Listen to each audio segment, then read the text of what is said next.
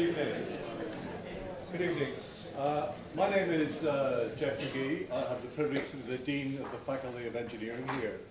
The Energy Futures Lab brings together researchers in energy across the college, a genuinely multidisciplinary initiative and effort by the Institute.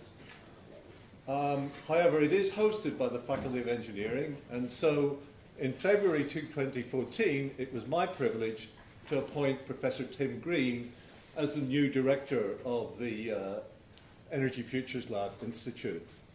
He takes over from Nigel Brandon, who now heads our Sustainable Gas Institute. Before I go any further, I've been reminded to ask you to tell you that this lecture will be videotaped, and so you should be on your best behavior. Okay. I was very impressed that before Tim agreed to take on directorship, he thought very carefully about what his contribution, his unique contribution, could be to the Institute, and I think that that's what we will hear tonight. So no pressure there, Tim. A little bit of background about Tim. He did his BSc here at Imperial College in Electrical Engineering before going on to do a PhD at Heriot-Watt. And following his PhD at Heriot-Watt, he stayed on there for a few years as a lecturer before we managed to persuade him to come back here to Imperial College, where he has been ever since. Tim is now a professor in the Department of Electrical Engineering and also deputy head. Tim's research is concerned with the design of electricity networks to support low-carbon futures. A particular theme is related to harnessing the flexibility of power electronics and control in the emerging smart grid to accommodate new generation patterns of new forms of load. For example, electric vehicle charging. Tim's also interested in offshore DC networks and the management of low-voltage networks. He leads the HubNet consortium of 8 UK universities, coordinating research on low-carbon energy, and is the network champion of Research Councils UK. So, ladies and gentlemen, it is my very great pleasure to invite Tim to give his lecture on being smart with energy. Tim, thank you.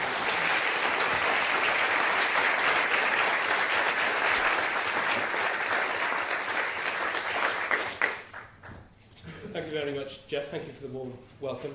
It is indeed my great pleasure to give this lecture, to introduce myself as Director of the Energy Futures Lab, and to say something about my own research interests, but try to meld that into what I see as some of the key challenges and opportunities facing the Energy Futures Lab. And I'm going to try also to say a little bit about what makes me tick and what drew me to engineering in the first place and then to this particular role. So quite a lot of ground to cover in 45 minutes or so I should crack on. I should press the right button also. I saw this on a wall of a building recently, and I thought this was quite a nice way to start off, because I am at heart an engineer. I'm not a scientist who accidentally found himself in an engineering department, I don't think, because what I like to do is to use science to problem solve and to create, and then to build things and see if they work. And I think that defines me as an engineer. But it's recognising through that the central role of science as the underpinning discipline of that, and bringing scientific rigour to that process, and touching on that also in terms of the innovation process and how ideas get into commercial acceptance. And all of those are the sorts of things that the Energy Futures Lab needs to address. So this particular photograph I took while visiting this thing. This is what I do on the weekend, is find things that me and my boy can do, visiting things in London. I've never visited Tower Bridge because it's not perhaps my favourite bridge, because I know underneath all of that Gothic stonework is a steel structure. It's a little bit of a fabrication, really, or it is a fabrication. But it was worth a visit, and it's worth a visit for me because it has one of these things in it, which is the thing that I really love. So old steam engines is one of the things that give me pleasure. The poetry in motion, literally, of these things and the way they work. I think the elegance of these devices is appealing, and these things trace engineering history. There is the central governor that was the very first application of feedback control systems. And I love the care with which these things have been built. All of these moving bearings and sliding parts needed lubrication systems, and there's these lovely little glass jars on each of them filled with oil with these beautiful turned brass caps on them. And the attention to detail in there, I think, is fascinating. So this I see as the art of engineering. Some appreciation of art as well, not an art historian or an art specialist. So earlier in the summer, though, I did visit the fantastic Turner exhibition in National Maritime Museum, which was all about Turner and the sea. This is a Turner, as many of you would recognise. It's obviously not about the sea. But I found this particular painting fascinating because it marks a point in time, really. This is towards the end of Turner's career, but it's towards the beginning of the Industrial Revolution. And it's a mark of his fascination with what was happening around him at this point in time.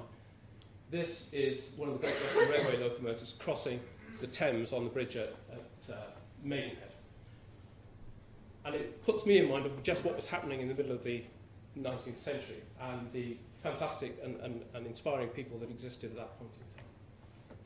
So this was Turner recognising what was happening in an industrial environment around him, and in particular what Brunel was doing to produce a high-speed, for those days, transport system between Bristol and London.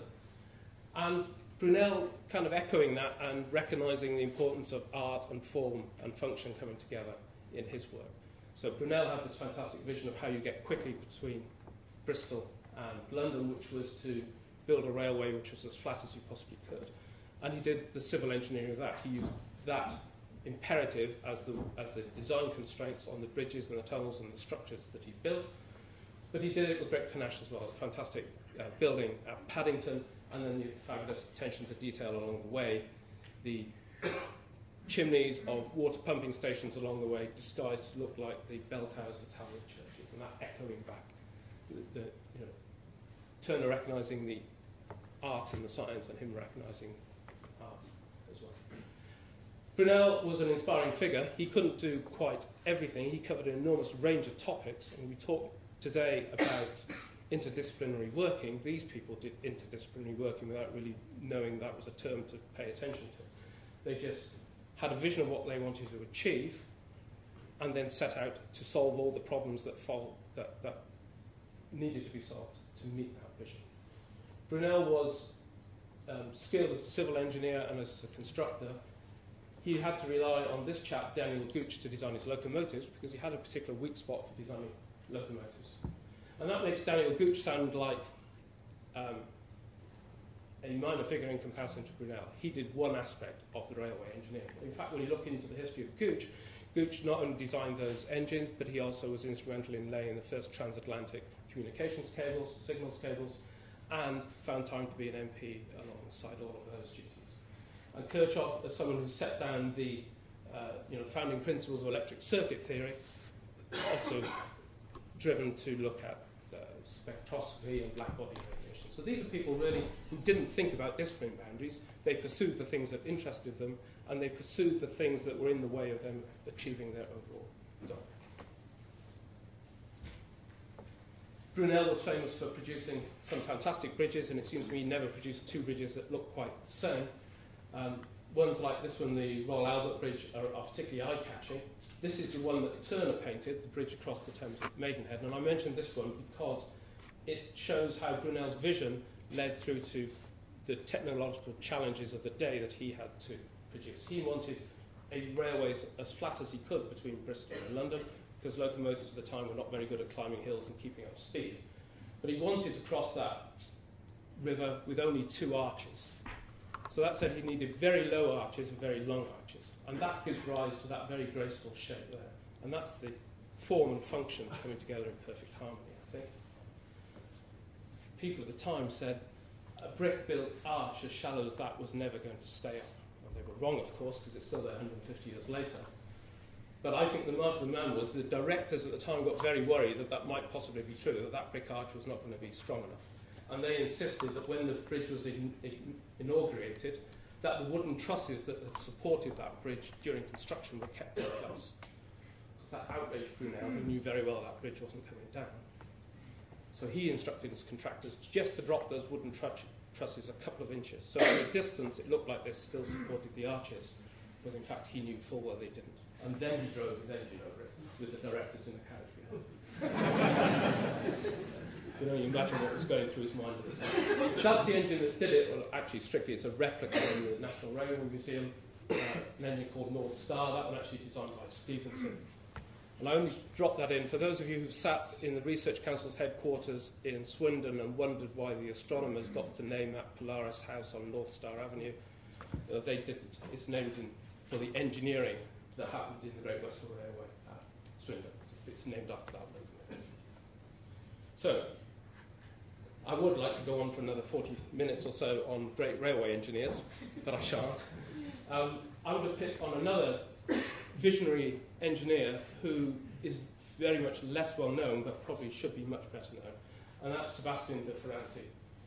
The picture is a picture of the Grosvenor Gallery in New Bond Street that was owned by Sir Coutts Lindsay, and in the late 1880s he decided to light his gallery with the new smokeless electric lights.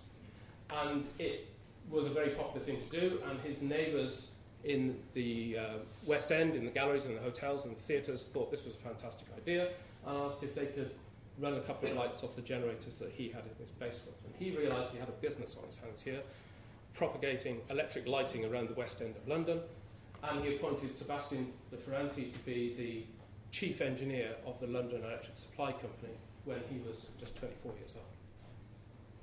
So his task was to turn that into a business, both in engineering terms and in commercial terms. He realised he needed much bigger generators. They weren't going to fit in the basement of that gallery.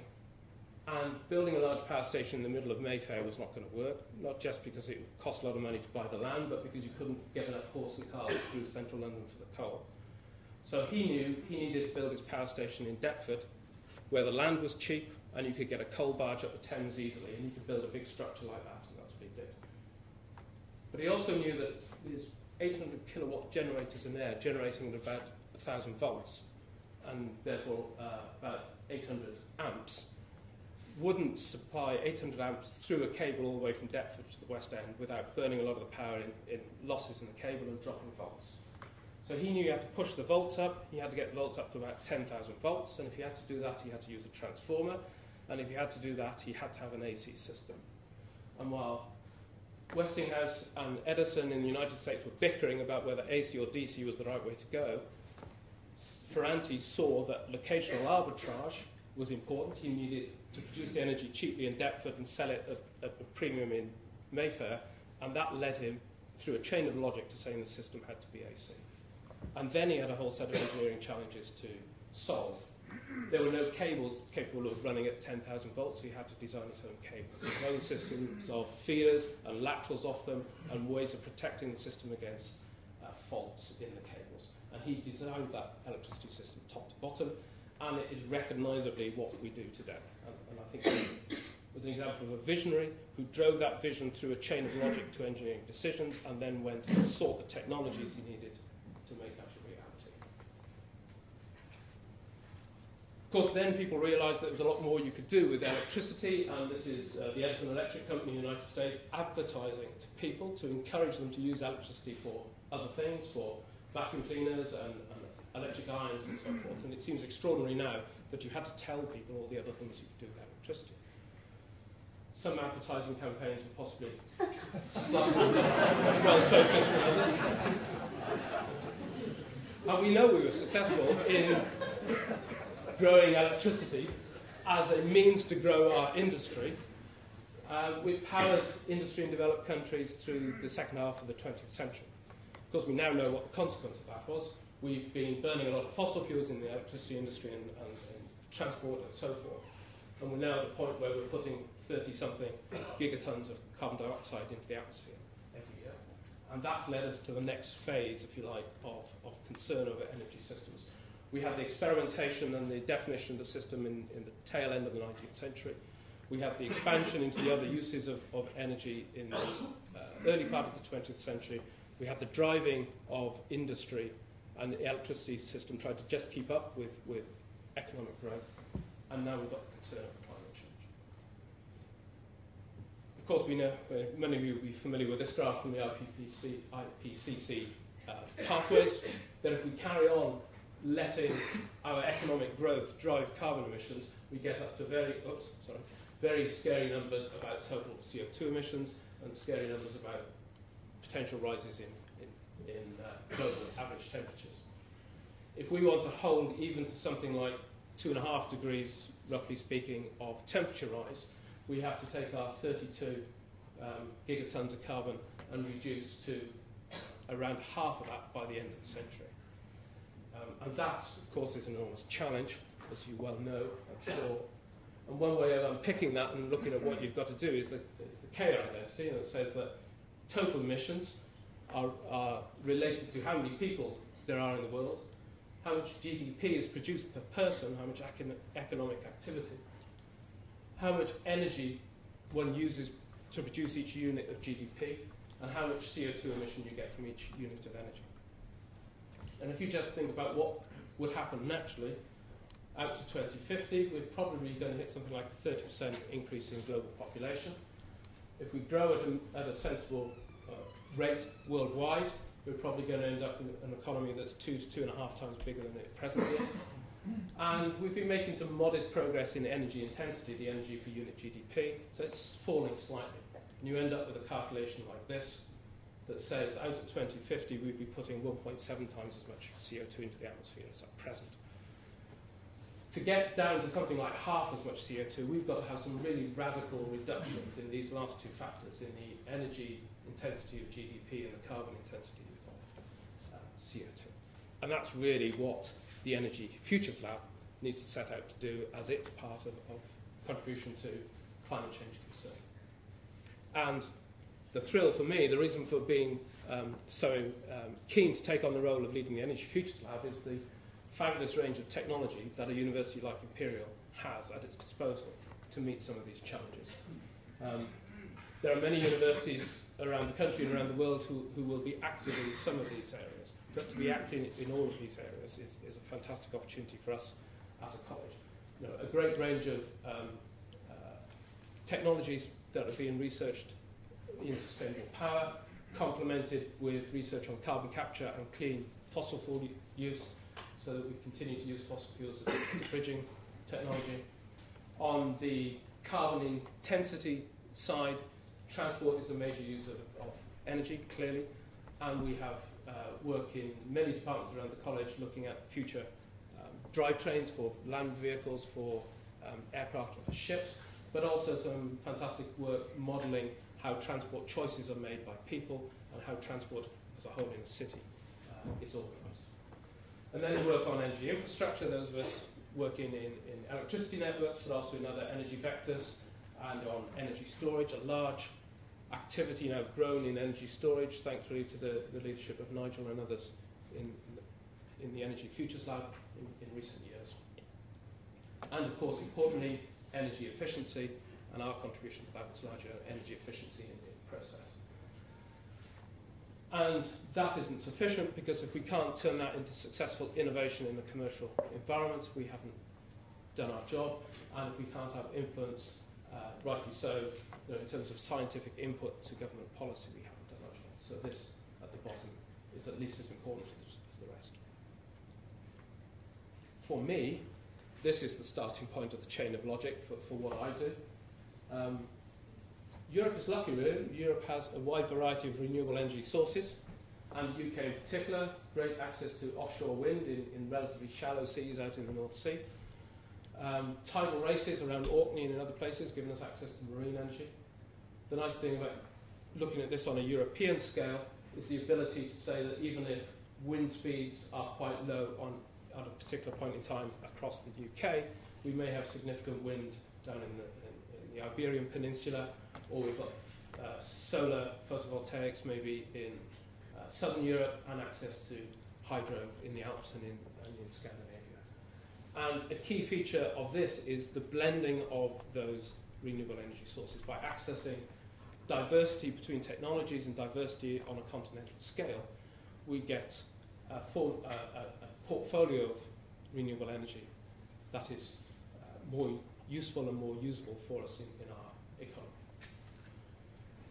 The logic of that is, if we're going to rely on this portfolio mix, is being able to move energy across Europe on that sort of scale, on gigawatts and tens of gigawatts scale, which means for the UK, building out into the North Sea to access the big wind farms at Dogger Bank and Hornsea and so forth, but also building out links to Norway for the access to the hydro and to the Low Countries and to Germany, so that we can trade our wind when it's plentiful and we can import photovoltaic energy or others at other times.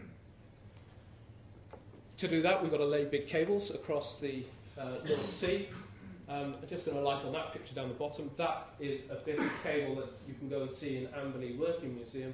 That's a bit of Ferranti's original 10 kV cable. He set the shape of cable to come, really. This is just an engineering elaboration of that original idea. That was copper conductor and waxed paper insulator in the 1890s. And this is cross-linked polyethylene doing the same job now. These things are good for 1,000 to 2,000 amps and now pushed up to about 500 kV, so somewhat beyond those ratings.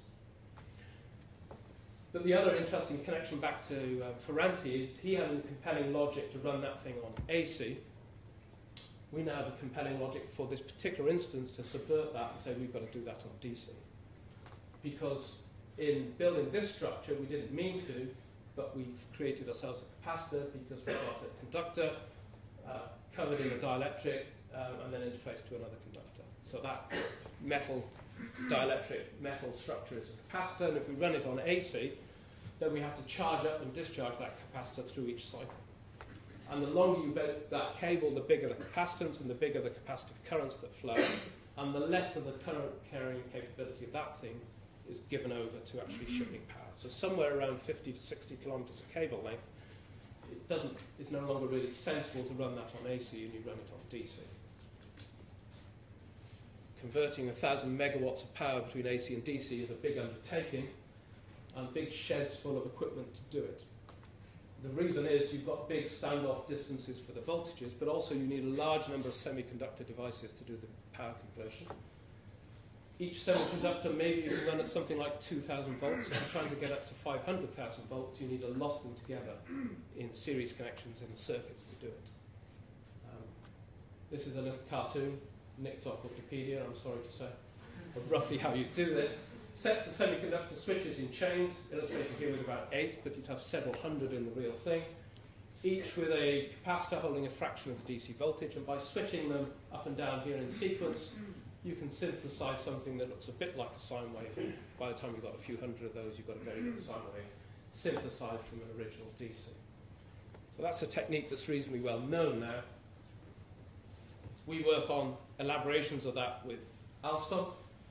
The real systems are about 1,000 megawatts. Alstom's demonstrator in their lab is built at 20 megawatts and is big enough. Our demonstrator in our lab is about a few kilowatts and somewhat smaller. We don't get to do this in SW7. And whereas theirs is made out of cells that are about 1.5 meters long, ours are a couple of centimeters. But it enables us to test some of the ideas that we've been pursuing, particularly how do you minimize the size of that great big blue capacitor there, because size minimization is going to matter to drive down the size of the equipment for offshore platforms. We need to make these systems robust to short circuits on the AC side and the DC side that happen in the networks, and we've got some ideas about innovation in the circuit topology to do that. We've got thousands and thousands of individual capacitors for energy balance, so innovation in the control system to do that. And much of the electricity system has been built on an assumption that equipment's got a short-term rating, that a 100-megawatt transformer can run at 150 megawatts for 15, 30 minutes without it overheating very much. And we use that to get us through some emergency conditions. These semiconductor devices just don't behave like that. They don't have short-term ratings in those ways, so we're having to be innovative about the way we get short-term ratings out of these structures. And then we've got to go do that. We've got to take that complicated bit of electronics and stick it in a big box and jack it up in the middle of the North Sea, as if that wasn't challenging enough already. So we think, as a group of academics working in the power area, there's 6 of us in electrical engineering in roughly this area, that we cover this sort of thing, circuit operation and optimization, some dynamic control of that, a bit of fault tolerance, moving more into what my colleagues do, the interactions between AC systems and DC systems and how you control those continental scale electricity systems, and at the top of that, the sort of stuff you do to plan. Just how much of this do you want to build across years? So it's pitiful, really, as an example of interdisciplinary research. We think it's interdisciplinary because it covers all this stuff, but it's just a little bit of electrical engineering. Of course, there's quite a lot more that around the college we can be doing. We do work with our colleagues in the business school, in the Centre for Environmental Policy, to look at resource modelling across Europe, market design, and the policy instruments that would drive some of these things to completion. Really got to start making these connections to how offshore structures and how you drive cost out and optimise the reliability with offshore structures impacts the electrical design, the oceanography of where you put your cables and how that impacts their reliability, and how these systems interact with the wind turbines out in the middle of the North Sea. We need to do more of this. But even that is a pretty modest set of interdisciplinary interactions if we're talking about the whole of the energy system and about being smart about energy as a whole. So time to move on from what I do to a broader piece about smarter energy. Like all rogues, I threw the key term into Google to see what Google would come back with. So I threw smart grid into Google and looked particularly at Google Images. And two things leap off the page for me when you do that. The first is these are all conceptual pictures about what a smart grid might be. They're not pictures about smart grids out there and operating. That's a bit disappointing. And the other thing you learn is it seems that the smart grid is a circle. So we didn't maybe learn an awful lot from Google. What a surprise. Many ways of defining smart grids, and in fact the problem is not a shortage of definition of smart grids, but maybe too many definitions of smart grids. One take on this follows from this graph. This is a graph of energy consumption and wind production in Ireland for a particular month back in 2011. You can see the day-night cycles of electricity demand very clearly, and then you can pick out the 2 weekend days and the 5 weekdays. And we've got very good at predicting those patterns, and through a market arrangement we can ensure that the right generators are available to meet that, and we can meet our modelling error by scheduling some reserve, and we're quite good at knowing how much reserve to hold to account for unexpected things happening. We can even account for this over here, which looks like the people of Ireland took a 4-day weekend when we realised that was Easter weekend. So we've got to see that one coming as well. What's harder now is that this wind input is essentially a zero marginal cost input to the system, so we're going to take it, and our job now is not just to predict what's happening to demand, but to think about what's happening to this input to the system, and our conventional generation fleet has to make up that difference. And it's how you do that in future, and how you do that at a sensible cost and in a secure way in order to accommodate this renewable energy. That is one of the drivers for being smart about energy. The various ways you can close that gap between demand and the wind input is to do the traditional things like having lots of flexible generations, like gas turbines. So we might, in a wind-rich system, have many more gas turbines sitting there in reserve or on standby waiting to come in. We've touched on this one, although maybe not overhead lines looking quite like that ordinarily. Build more infrastructure to connect the nations of Europe and to do some sharing of renewable energy resource, or to put storage devices in, grid-scale energy storage, a big feature of research work in Imperial, or rely on fridges, strangely enough. Sensibly, really, to rely or to look for flexibility in some sorts of appliances on the demand side, where we can manipulate the demand a bit in order to match our system, balance our system. This is a graph that Goran likes to use, and I'm borrowing it, sorry Goran. That some of these things, like relying on lots of reserve generation and building new infrastructure, means we're building infrastructure or using infrastructure for a few hundred hours of a year to support some of the extreme cases. And what that does is drive down the asset utilisation, which has cost implications. So if we're looking at our energy trilemma of sustainability and affordability and security, this is not doing us any favours on affordability. But if we start using devices that already exist and using them in more imaginative ways on the demand side or possibly storage, then we can keep our asset utilization up and keep our costs under some sort of control. We might be going after fridges, but that means communicating with many millions of fridges around the country. We're probably going to go after some of the larger future uses of electrical energy, such as electric vehicles and heat pumps for building heating, because both of these have a degree of discretion. We have some discretion over where and when we charge the vehicles, and we have some discretion because of the big thermal lag in buildings of when we heat and we cool our buildings. So those look like the opportunities to go after, but still we're talking about trying to now talk to very large numbers of energy consumers and influence their behaviour. This is the prize, really, is to be able to take some electric vehicle charging and fill in troughs, which improves our asset utilisation, but take some of the electric vehicle charging and put it here, sort of paradoxically, at the peak of the energy demand, if that happens to coincide with a very windy day with the wind available at the peak. So we'll try to make some of our loads, the discretionary loads like electric vehicle charging, follow to where the availability of the energy is. So at the moment, National Grid controls its system through a control room like this in Wokingham. 200 or so generator sets to worry about, maybe 10 to 15 of those being actively controlled to control the system and the rest following the market positions. So National Grid needs to talk to a relatively small number of generators and some of its own equipment in terms of assets in the network. It's not set up, as we configure it at the moment, to talk to many thousands, hundreds of thousands of millions of individual consumers to try to influence their behaviour. So the future does look like a much more intricate communication layer, talking to all sorts of things and people around the country in order for us to be smart about energy. And many people are doing work like this, looking at how maybe if you fed a house with a home automation system, day-ahead price signal, your home automation system could start scheduling some of the activities which are flexible in terms of their timing, about choosing when to heat the building and when to run certain appliances.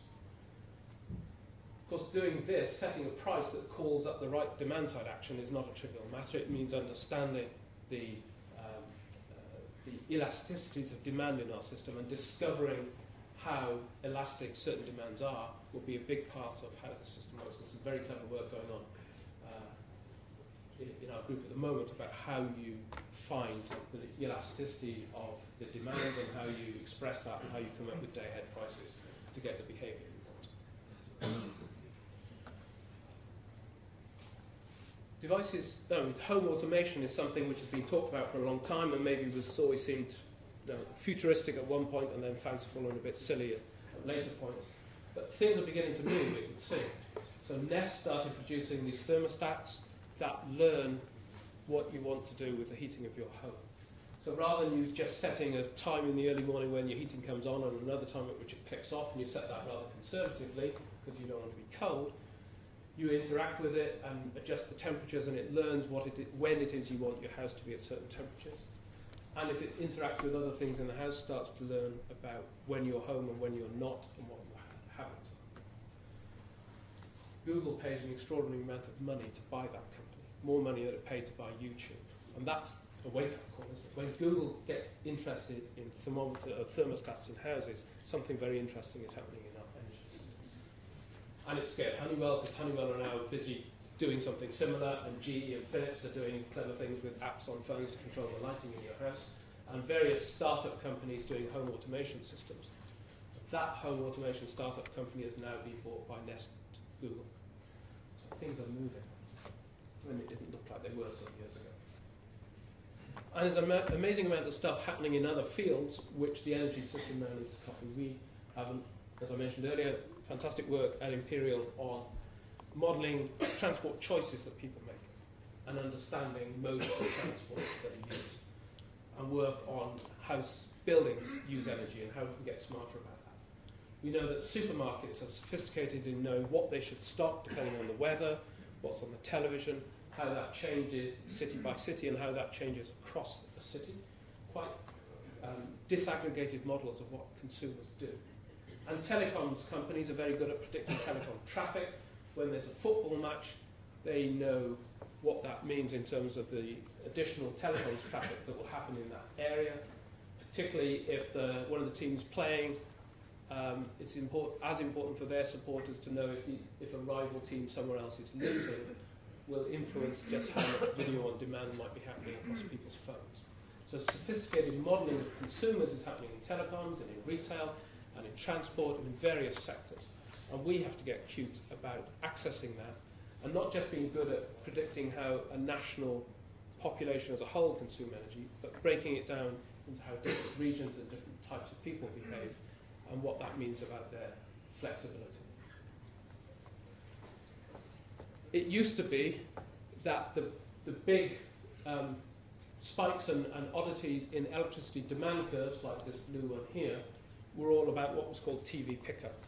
A television program ends, like EastEnders, and everybody goes off to make a cup of coffee or tea, puts the kettle on, opens the fridge door. All of this adds to electricity demand, uses the loo, adds to the sewage pumping load, which is significant, and you get these spikes called TV pickup. Of course, people's habits have changed.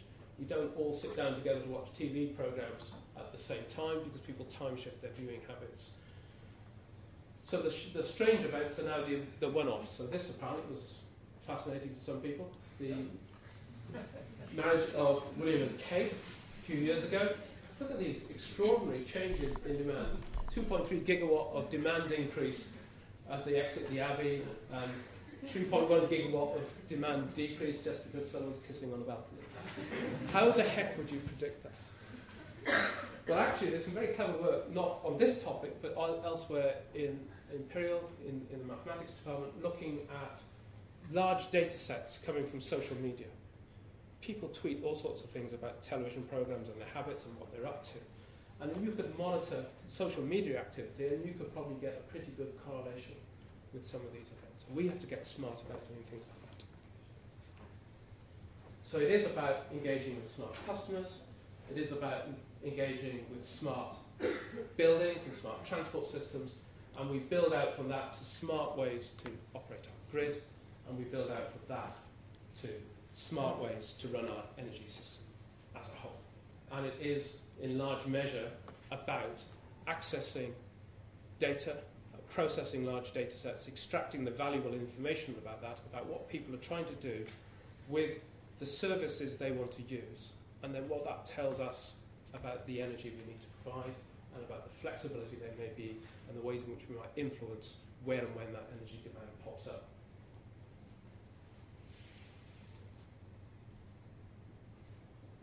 This picture you might recognise, because you might recognise that building just about. This is Rochester in New York State. That's the Kodak building.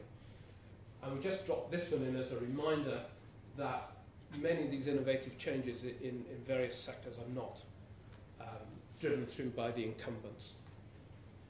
Kodak knew its business of selling film and chemical processing of film to produce prints was a waning business activity, and it tried very hard to diversify. It's one of the first companies to look at digital photography and tried to make a business out of digital cameras and out of digital photo frames and all of those things.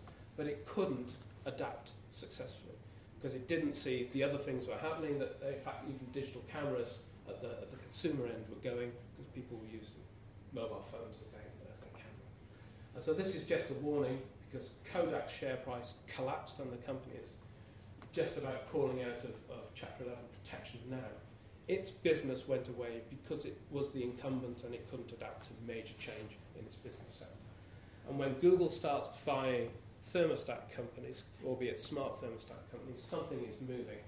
And maybe even Google doesn't know quite where all of that is going, but it wants to be in that smart energy sector, so that it can find where it makes its business. At the moment it's shipping lots of those thermostats because you can pay 180 quid for those things and you can take something off your energy bill that will pay back. But I can't believe Google thinks its ultimate market there is in shipping smart thermostats at 180 quid a time. Something else is in prospect there. So that's a bit about consumers and how consumers like to use services and what that means for energy. People do get, from time to time, engaged with the other side of this. Where does their energy come from? And it crops up in the media mostly when there's a community taken against a local energy project. So plenty of examples of people taken against onshore wind turbines and it getting picked up by politicians, and we have seen in recent years quite a shift in the planning, the way the planning rules are used by local government and central government, and stalling in that. This is closer to me physically. This is the protest in Balcombe because of this test drill for shale gas. I live about 500 metres up the road from where all that was happening, as some of you might know. So a lot of agitation and deep public concern about what fracking might mean in terms of local pollution, but also climate change. The thing for me that came out of this was this group of people, not an anti-fracking group. This is Repower Balcombe. This is a community energy project, a co-op in the making, trying to define themselves not in terms of what they're against, but what they're in favour of. Trying to find renewable energy resources around the area that could be sold back to the community through a co-op arrangement. And in other parts of the country, this is working, looking for low-quality arable land that might be put over to this, or big farm buildings or commercial buildings in which this could happen. And this is a reconnection with people, between people and where their energy comes from. And I think that's tremendously interesting. Because once you start to think about can you power your community on photovoltaics, you immediately hit the problem of what do you do on dark winter evenings. And you have to think about where else your energy has come from. So you might go into it thinking that photovoltaics might be the answer to your local problem, but it engages people immediately with the rest of the energy debate. Where do we source our energy from? If you're going to say no to wind turbines, what are you going to say yes to? Frankly, it's a bit of a struggle in the UK. Germany has done this much better. About half of their renewable energy portfolio is community-owned, and the community and cooperative schemes are taking off. And there's a lot for us to learn about, first, how you promote this as a means to re-engage people with a debate about where their energy comes from, and look for solutions that are acceptable to local communities. I want to make a passing mention of this chap and something he said to us last week. So this is Katsun Hiroshi, who is a senior engineer with Toyota, and he came and gave a lecture for the Energy Futures Lab last week. He had a vision many years ago about making engines in vehicles run much more fuel efficiently by keeping them closer to that part of their torque speed characteristic where they run efficiently. And the outcome of that was the Synergy hybrid drive, where you hybridize a conventional engine, much smaller than in a normal vehicle, with a motor and a generator. He talked about the trials and tribulations of taking that through a development phase and then into a commercial phase, and it now selling 7 million vehicles. But the point he made at the end of his talk was hybridizing that thing was achievable only when you'd hybridized the people. He liked that phrase about hybridizing people, and that's what the Energy Futures Lab is about. We have fantastic talent around the college in engineering and science and in innovation and policy. Researchers working in many different fields. Imperial College has to be more than the sum of its parts in the energy field, and it's bringing people together and hybridizing that expertise is what the Energy Futures Lab exists to do. By running all sorts of events. This was a discussion of the fracking issue with a panel to discuss that and a lively debate. We've held workshops around the shale gas issue because there are legitimate concerns about water use and water contamination in the flowback from those wells, and about fugitive emissions of methane. And all of those are engineering and science issues on which we can have opinions and can provide evidence. Is there a real problem with fugitive emissions? Is there a real problem with water resource use? And if there are, what solutions can be brought, or what technology can be brought to bear to progress on those issues? But also to think about this in terms of energy use overall. is shale gas a short-term bridging fuel, or do we need to be looking at carbon capture technologies added to this so that it becomes a low carbon technology as well? So our job is to run events that hybridize the people we've got and bring together those talents, and then when we have identified a challenge, a vision for what we want to do, to pursue that with the research councils or other funders as appropriate. So to kind of look back to some of the places where I started, I'm fascinated by some of those great figures of the 19th century, the vision they had, the chain of logic they followed from that vision to what engineering decisions they had to make, and what technologies and sciences that called up that they had to explore. And they were unafraid of the boundaries because they didn't even know the boundaries existed around the disciplines. I'm not sure that that's the model that works into the future. We have sophisticated technologies across such a wide range of topics that having a single person able to drive through a vision across all of that is now looking unlikely. But it is about bringing together teams of people, and I am very lucky to have some fantastic people to work with, fantastic individuals, but also a fantastic group of people who talk to each other regularly and cooperate, and that team spirit is something that I'm delighted to see in the group that we have. But it's not just about putting our teams together, it's about thinking about customers and how they like to use products and services. It's about engaging with people and their views of what energy sources they want to use. And another comment I want to pick up off someone who came to talk to us recently, Andy Whitemore from Rio Tinto came in and gave a fascinating talk, and one of his concluding remarks was, it's very easy to talk to these people about what they're about renewable energy schemes and how to implement them at community level. You don't make huge amounts of progress by doing that. The real challenge is to talk to people who have challenging views and to try to explain to them what the options are and to challenge some of their perceptions about what's happening. And bringing all of that together and bringing all of that to bear on the energy debate is what we're about. So, back to the other thing I love, which is old steam engines. It feels a bit like this. It feels a bit like now, as director of the Energy Futures Lab, I'm in charge of this enormous machine, which is the Energy Research at Imperial. In charge of is maybe not quite the phrase I should have chosen. Having an oversight and an ambition to join up all of this. It's a machine that's hurtling forward at tremendous velocity because of all the activity we have. And it's a thrilling ride, if a slightly scary ride.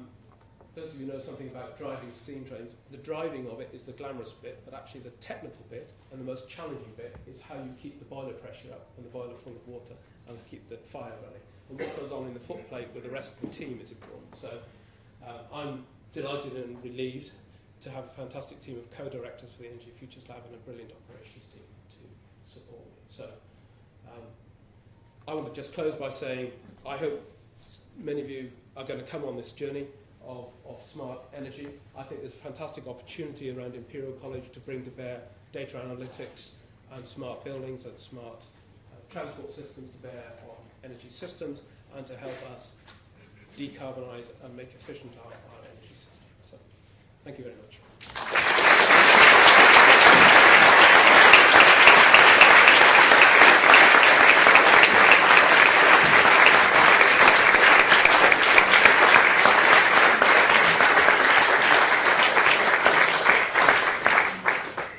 Tim has kindly agreed to take some questions. Since we are recording the lecture, if you would give your name and affiliation before asking your question. So with that, do we have any questions?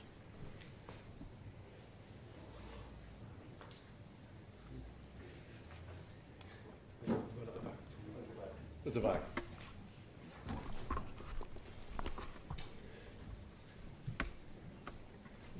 Charles Metcalf,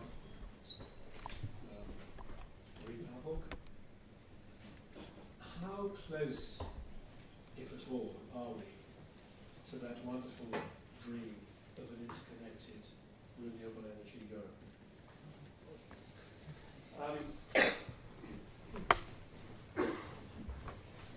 Well, some of the early stages of that are there, certainly. So many of the countries on continental Europe are interconnected to an extent. That was historical and for kind of a sharing of technical services across that. But many of the links have been strengthened between Spain and France, new links going in for the UK between the UK and the Netherlands, a second link to France, and further links to Belgium. It's progressing. These are very capital-intensive projects and costly projects. I think the issue is really about what are we going to do out in the North Sea. Are we going to simply run lines out to connect to the wind farms that we project, or are we going to be bolder about that in terms of onwards connections to Norway? And are we going to build an integrated grid across the North Sea, or are we going to be a bit more parochial about it and just connect up our wind farms? So I think some of the signs are there that we're doing that. There certainly is a prize to be had. There's a lot more to do.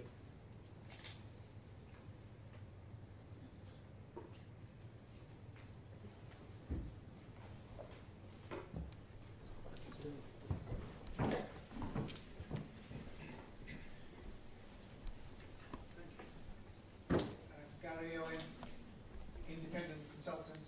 How much emphasis is there on the energy storage part, the electrical storage, in comparison to generation? So, energy. You will sometimes hear people say that we don't have a means to store electrical energy. We have had historically pumped storage schemes. We do have means to store electrical energy in electrochemical process, in batteries and flow batteries, and in compressed air systems. And there are several candidate technologies there. The question is really, can we do it in a cost-effective way that competes with competes successfully against the traditional ways of managing electricity systems? I think electricity systems would use storage if storage was a more cost-effective option than holding plant on reserve. So there is a huge effort. I mean, there's an effort. My colleague Goran is in the audience looking at when you plan that European network, how much less of that do you need to build if you make certain assumptions about the cost of storage. And research projects on grid-scale energy storage are led from Imperial and going involving other UK universities, trying to say that instead of expressing technology targets for storage in terms of things like kilowatt hours per kilogram, which has been a traditional metric for how good a storage element is, can you express it now in kilowatt hours per pound? How can you drive down, through technology advancement, the cost of storage and build it big enough to be effective at grid scale?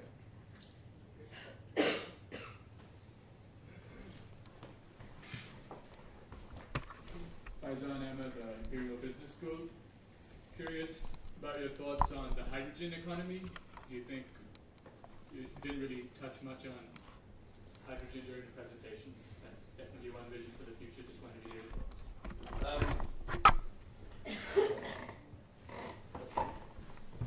That says a lot about. So there's hydrogen has been postulated, and it was popular some years ago as an alternative energy vector to electricity. I think some of the calculations that you run on that make that look not as attractive as I first thought, principally about how do you convert the hydrogen back to an ordered form of energy. That step is always going to be far from ideally efficient. But I think using hydrogen as a means to enrich the gas network or to find a future use for the gas network is interesting. Solar routes to hydrogen and then using that as a future fuel is interesting, and and possibly at times of large inputs of renewable energy for which you don't have another use, conceivably electrolyzing that and using that in the gas network. I didn't touch on, you're right, because it's not really my area of expertise, the future use of the gas network and the interactions between the future gas network and the future electricity network. Those sorts of multi-energy vector studies are part of what does happen at Imperial. And with that, I'd like to ask Professor Eric Gateman, also the Department of Electrical Engineering, to pose the vote of thanks. Eric.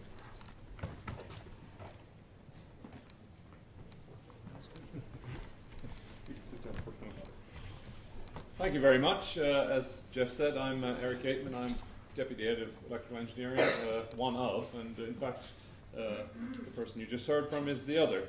It's my privilege to give this vote of thanks, and also it's been my privilege to be Tim's colleague for, I guess, what is more or less exactly 20 years now, since he joined the department back in 1994.